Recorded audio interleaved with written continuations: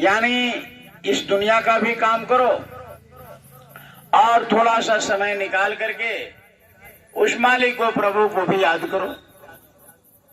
नहीं तो समय पूरा हो जाएगा, जीवात्मा इसमें से निकाल दिया जाएगा और जीवात्मा को ले जा करके धर्मराय के दरबार में खड़ा कर देगा और वहां सेकेंड सेकेंड का हिसाब आपसे लेगा कि आपने आंख से कितना गलती किया, पैर से कितना गलती किया, दिल दिमाग से कितना गलती किया, इंद्रियों से कितना गलती किया।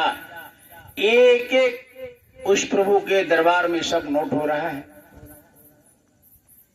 और वहां हिसाब करके डाल देगा। बैल में, बकरी में, कीड़े में, मकोड़े में, सांप में, गुजर में, कुत्ता में, हाथी में, फिर यह मनुष्य शरीर हमको और आपको नहीं देगा। इसलिए प्रेमियों, गुरु महाराज ने सन 52 से पूरे हिंदुस्तान में घूम घूम कर प्रचार किया कि ये मानव शरीर आपको जो मिला है एक किराए का मकान है। जिस तरीके से किराए को, मकान को जब हम लेते हैं तो फिर उसको वापस करना होता है, ठीक उसी तरीके से परमात्मा ने ये मनुष्य शरीर दिया है, एक दिन न एक दिन इसको भी खाली करा लेगा। भगवान राम आए वो भी गए, कृष्ण आए वो भी गए, बड़े बड़े महापुरुष आए इस धरती पर, बड़े बड़े बादशाह, सबको जाना पड़ा। इसलिए हमको और आपको भी जाना। इसलिए गुरु महाराज ने कहा कि जाने के पहले वहां तैयारी कर लो।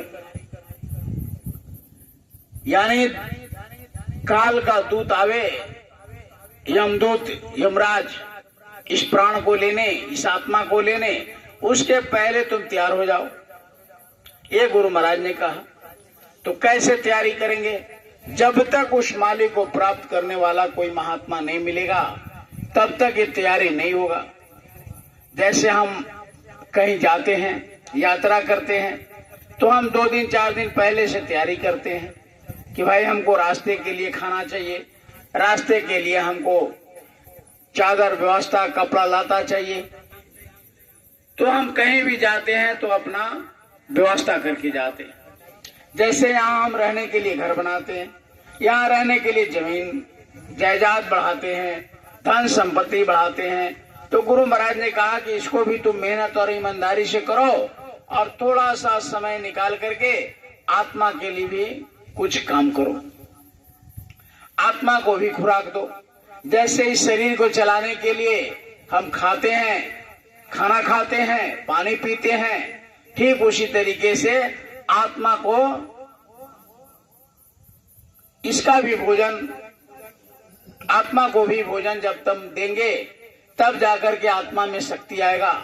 नहीं तो आत्मा बेचारी ऐसे बेहोश पड़ी है, वैसे ही बेहोश पड़ा रहेगा और उनको यानी अंदर में शक्ति नहीं मिलेगा और इसी तरह से धीरे धीरे धीरे समय पूरा हो जाएगा और आत्मा को निकाल करके शरीर से बाहर कर देगा और आत्मा का हिसाब करके 4 खान 84 लाख जोनियों में भेज देगा। फिर ये मनुष्य शरीर नहीं मिलेगा। इसलिए गुरु महाराज ने पूरे हिंदुस्तान में घूम घूम कर कहा कि आप कोई ऐसे अपने रास्ते का, राही का कोई अपना मित्र बना लो। जैसे कोई मुजफ्फरपुर जा रहा है तो बस स्टैंड में जाते हैं, बैठते हैं, हाँ भाई आपको भी मुजफ्फरपुर चलना है, तो एक साथ हो जाते हैं। जिसको पटना जाना है वो एक साथ हो जाता है, हमको भी पटना चलना।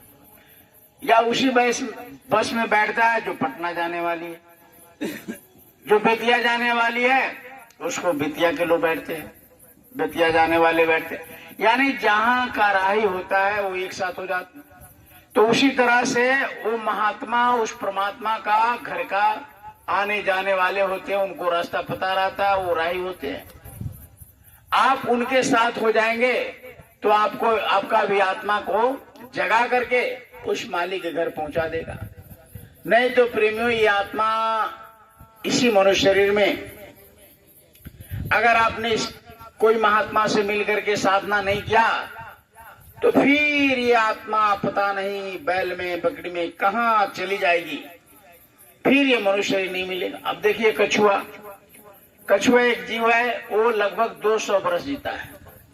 अगर कछुआ बना दिया तो कछुआ 200 वर्ष तक कछुआ बनकर रही।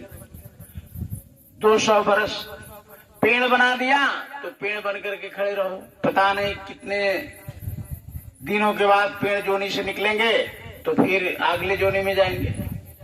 तो जितने दुनिया में, संसार में जितने भी जीव नजर आ रहे हैं, ये सब पहले मनुष्य था।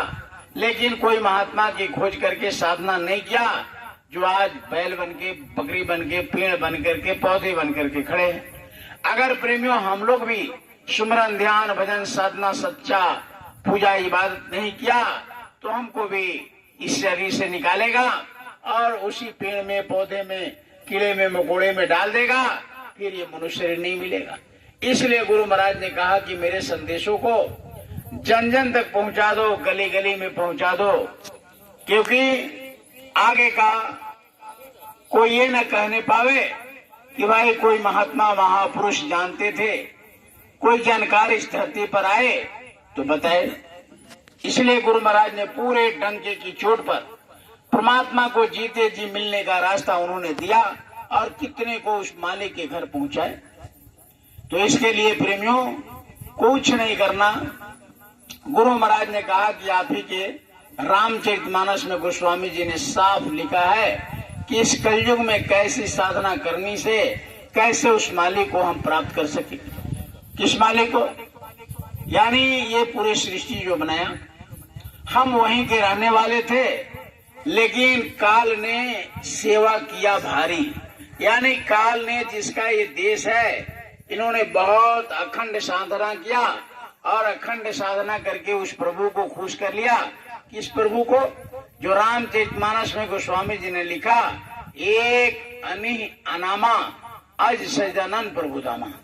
वो एक है, अनी है, अनाम है, उसी को यानी प्राप्त कर लेने के बाद फिर से ये आत्मा इस धरती पर नहीं आती, हमेशा अपने पिते के पास चले जाते, अपने मालिक के पास, जो जहां हम लोग थे, अपना जहां सच्चा घर है, सच्चा वतन है, सच्चा देश है, वहां एक बार चले जाने के बाद फिर ये आना नहीं होता है। गाना